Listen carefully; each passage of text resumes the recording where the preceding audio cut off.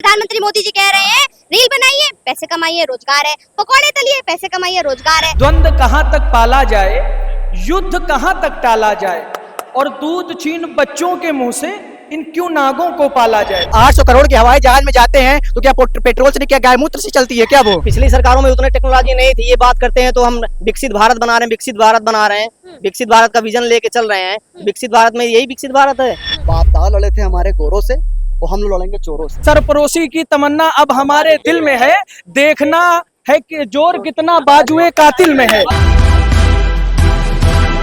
नमस्कार, मैं कीर्ति और आप देख रहे हैं 24 तक। इस समय मैं मौजूद हूँ लखनऊ के इको गार्डन में और यहाँ पर तमाम जो छात्र हैं वो मौजूद हैं और प्रोटेस्ट कर रहे हैं। जिस तरह से लगातार पेपर लीक हो रहे हैं जब से बीजेपी सरकार बनी है, पेपर की जो धांधलियां हैं वो लगातार बढ़ गई हैं। यहाँ युवा हमारे साथ मौजूद है, हम बात करेंगे। क्या नाम है आपका? जी, अर्पित तिवारी नाम है मेरा। कौन सा भी रिसेंट में एग्जाम दिया आप? मैंने रेलवे की तैयारी करता हूँ और लेखपाल के भी यूपीएसआई का दिया था, उसमें 346 नंबर मेरे थे, लेकिन उसमें मेरा नंबर नहीं आया।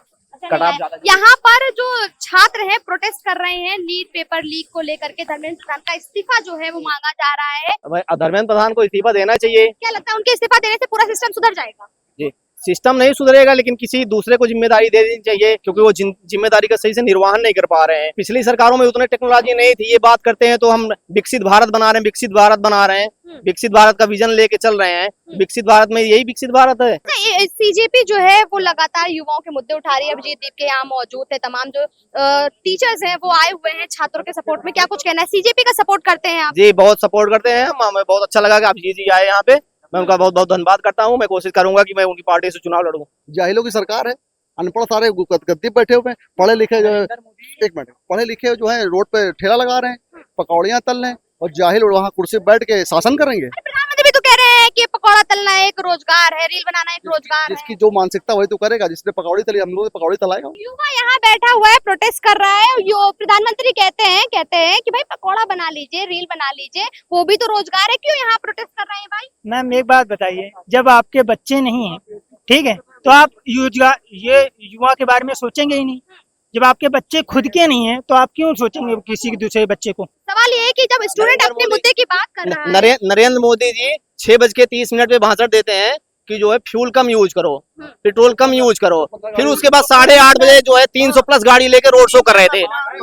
उन्होंने बोला कि विदेश की यात्रा मत करो, विदेश 1 साल तक 2 साल तक विदेश यात्रा से बचो। खुद यूरोप के 7 कंट्री के लिए अगले दिन चले जाते हैं विदेश।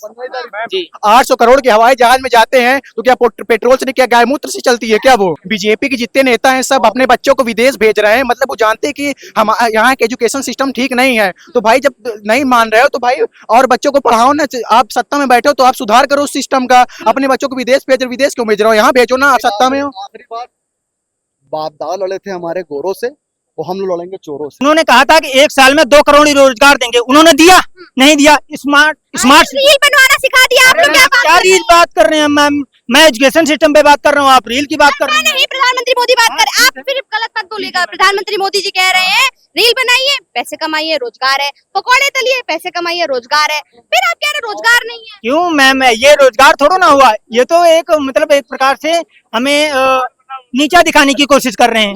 बिल्कुल मैम, जब एजुकेशन सिस्टम पर बात ही नहीं करनी है तो एजुकेशन सिस्टम को क्यों आप बैठाए हो? आप लोग क्यों बैठे हैं? आप ये बताइए, क्यों बैठे हो आप सरकार में? आप क्यों बैठे हो? जब आप जवाबदेह नहीं बन रहे हो, न आप जवाब देंगे तो क्यों आप सरकार में बैठे हो? आप इससे इच्छा तो आप इस्तीफा दे दीजिए, बात खत्म मैम। उनके इस्तीफा देने से सिस्टम सुधरेगा, मानते हैं आप? नहीं। जी बिल्कुल।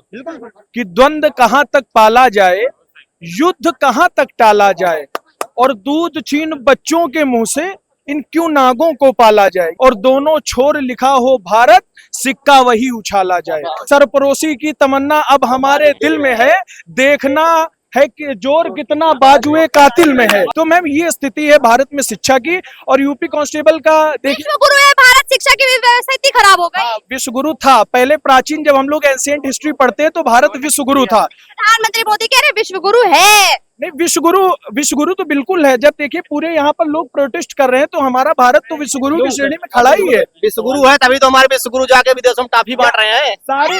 फिर अरे वो मेलोडी टॉफी दे दे, क्या दिक्कत? टॉफी अपने देश में भी बांट सकते थे। जब जी, जब भारत के गुरु सड़कों पे उतर आए तो विश्व गुरु कैसे नहीं बनेगा। जब गुरु ही प्रोटेस्ट कर रहा है बच्चों के लिए तो विश्व गुरु भारत कैसे नहीं बनेगा, आप बताइए। नीट पेपर लीक हो रहा है, यहाँ पे छात्र प्रदर्शन कर रहे हैं, हजारों से ऊपर छात्र हैं और यहाँ प्रोटेस्ट कर रहे हैं, क्या कुछ कहना है? बहुत बढ़िया बात है, परेशान है इंसान तभी तो खड़ा है, इतनी गर्मी में नहीं क्यों खड़ा होता। ये छात्र कह रहे हैं हम वो कॉकरोच है जो सिस्टम में दीमक लगा उसको खाकर मानेंगे। तो अच्छी बात है, बहुत बढ़िया बात है, समर्थन करता हूँ मैं।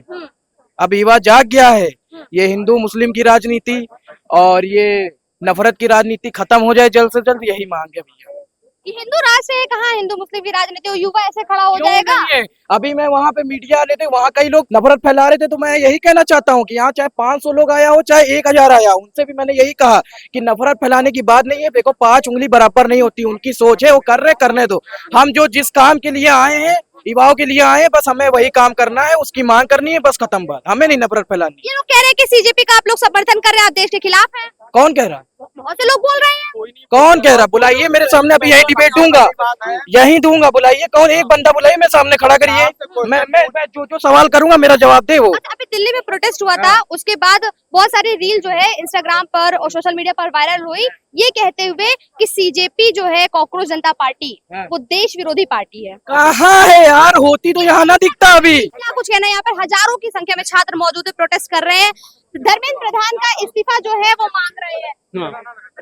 मेरी भी ये डिमांड है कि 7 साल में 70 पेपर लीक हो चुके हैं, इसका मतलब एजुकेशन मिनिस्टर अपनी रिस्पॉन्सिबिलिटी सही से नहीं निभा पा रहे हैं। तो अगर छात्र किसी भी, चाहे सीजीपी के छात्र हो चाहे यूपी का छात्र, अगर वो ये कह रहा है एजुकेशन मिनिस्टर रिजाइन करो, what is wrong in it.